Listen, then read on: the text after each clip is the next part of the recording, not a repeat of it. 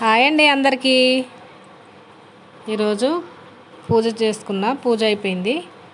తర్వాత దేవుడికి సాంబ్రాణి వేసుకోవడానికి ఇలా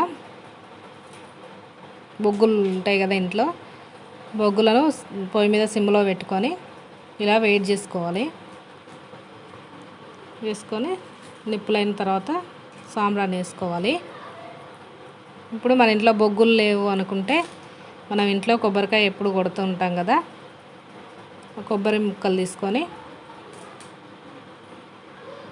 వాటి టెంకలతోటి ఇలా కాల్చుకోవాలి సిమ్లో పెట్టి.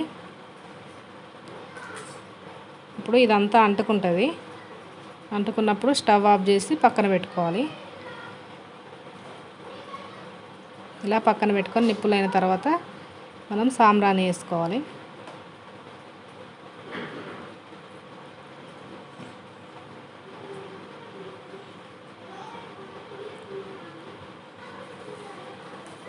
ఇలా దేవుడికి సాంబ్రాణి వేసుకుందాం. ఓకేనా ఫ్రెండ్స్? లైక్ చేయండి, షేర్ చేయండి, సబ్స్క్రైబ్ చేయండి. నచ్చితే కామెంట్ బాక్స్లో కామెంట్ చేయండి ఫ్రెండ్స్. బాయ్.